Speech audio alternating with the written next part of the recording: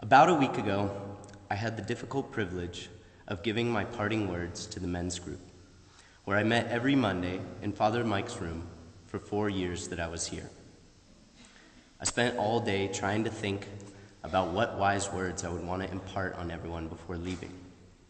I ended up just tearfully yammering on about how much men's group had meant to me, which I can't guarantee won't happen tonight. But it got me thinking about why we say goodbye. Growing up, it has always been so difficult for me to say goodbye.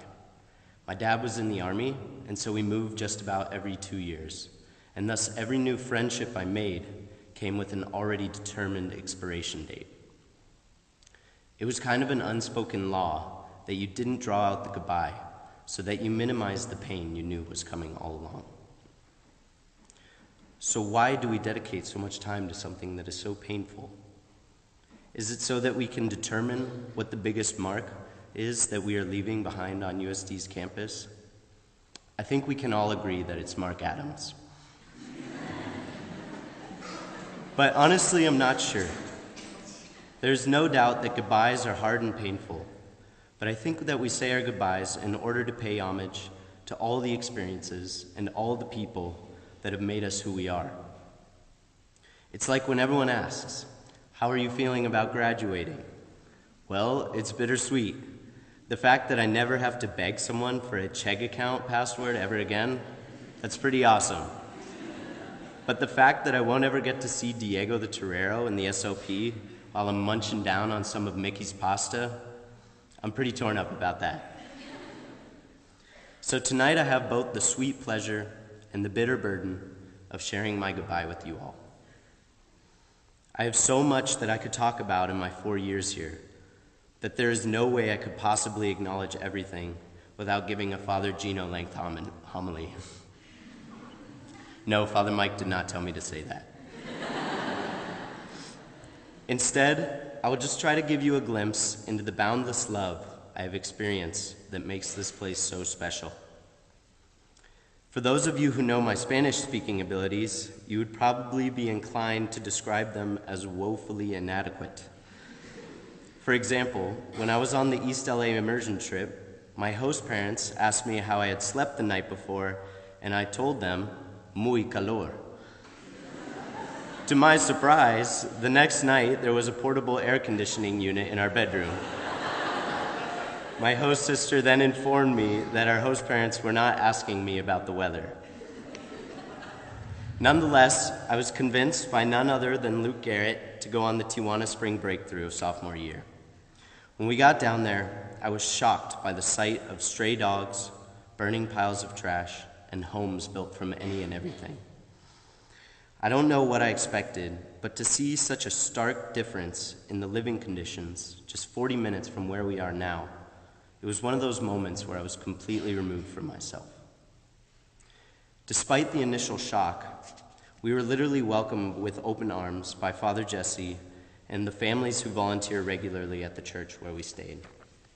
After Mass, Vanessa and Elisa, the 2 USD students I was staying with, and I were greeted by a sweet, middle-aged mother, Felix, and her son, Jorge.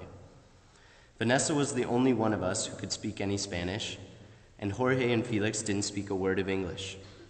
They welcomed us into their humble home with 2 bedrooms, 1 working sink, and now a house full of people.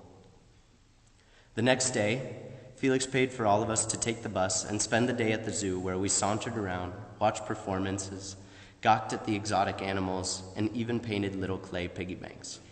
Jorge wanted me to paint a minion so that I would remember him, and I still have it. We had spent less than 24 hours together, spoken fewer than 5 words to each other, and yet it felt like family. We smiled, laughed, dined, and sat in silence together, just simply being together. The next day, we walked back to San Francisco to reunite with the rest of the USD group and got ready to head home. After a small fiesta with dancing and soccer, it was time to part with our host families. The dreaded goodbyes were upon us.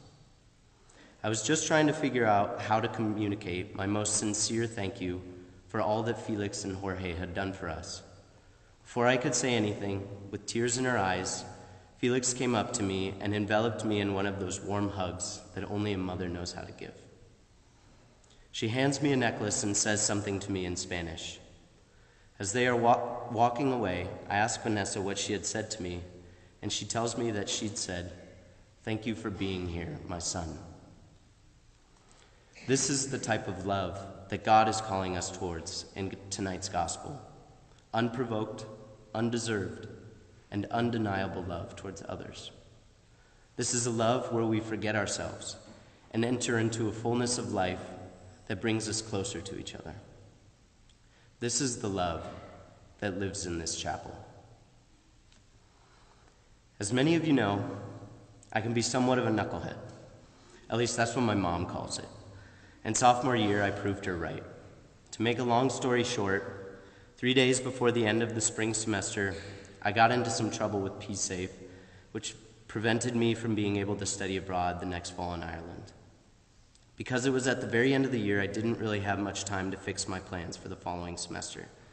So basically, I was heading into my junior year with no housing, no classes, and a plane ticket I couldn't use. I remember on the day of my hearing in the Office of Ethical Development and Restorative Practices, shout out, Marie Minnick told me that this wouldn't be the end of the world. But at the time, it was the end of the world to me. I was in panic, and after my hearing was over, I had about 20 minutes to get to my next final.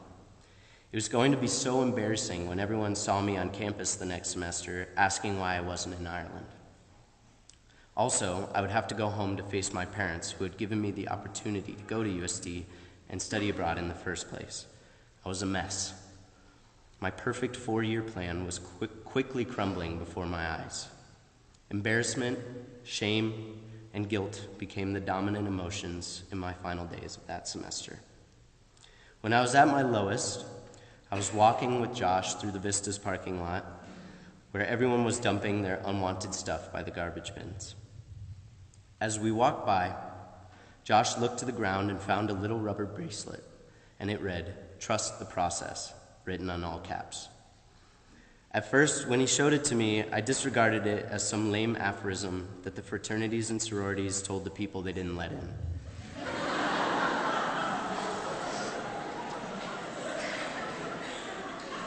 But then Josh said something to me like, "Dude, that's a crazy sign. I think everything's going to be okay." That year, I had ignored many of my closest friends, the ones who really cared. But luckily, Josh was with me through it all. If you know Josh, and I know that many of you do, you know that his strength and kindness is unmatched by any. It wouldn't surprise you that he has a daily reminder set on his phone that says, "No complaining. Be a good listener and be compassionate and welcoming." Josh doesn't need a reminder to tell him that, because that is who he is naturally, and that is what he was to me when I needed him most. There was no judgment, there was no false hope. It was just my best friend willing to stick it out with me. That night, there was only one pair of footprints in the sand. The reality is, the drama of our lives, whether big or small, is simply designed to put what we have into perspective. For me, I'm now living with Josh, and because I didn't go abroad that fall, I'm able to be with the girl I fell in love with the moment I saw her in the stairwell of Maher 4 years ago. It's not necessarily that everything happens for a reason, but that sometimes we don't realize what has been right in front of us the whole time. There's no doubt in my mind that I'm the person that I am because of the people I've met here, in this chapel, on this campus, and beyond these borders. That's why it's such an honor for me to share my goodbye with all of you in this very special place. I remember that summer after sophomore year, coming home to my parents and telling them about the candlelight mass. I remember telling them that when I was graduating, I wanted to give that speech. I had attended the candlelight mass just a couple of days before the incident with PSAFE, and I thought to myself how beautiful it would be to commemorate the love I have for USD in its most sacred space. Of course, words will never be able to capture all that this place means to us, but I can only hope to speak as a witness to that love that manifests itself here in all of you. In the past year and a half or so, I've learned how to treasure this love more than I ever have. I've always been a broad generalizer, trying to apply abstract philosophical truths to the entirety of life. My lady friend, as Father Mike likes to call her, on the other hand, has an acute attention to the finer details in life. If you ask her how her day went, she won't just say good or bad. She'll say something like, well, I saw this little baby wearing a hat, and I dug a hole with my roommates, and I had to go to the CZ where I gave Richie a little smacking around. While most of us are stuck in our own heads, Christine is fully present, taking in every subtle beauty. She's so good at just being present that by growing together with her, I have realized that too often we are so concerned with the past and future that we forget how sacred the present moment can be. If we make ourselves present, then heaven is available to us here and now. That is what love allows us to do. Jesus commands us to love one another, because this love frees us from the selfish chains of worrying about our ever intangible past and future. Love is the only thing. It is our God, and it is our lives. It is what you have all given to me, and God knows I will carry it with me always. So maybe saying goodbye is like planting a tree.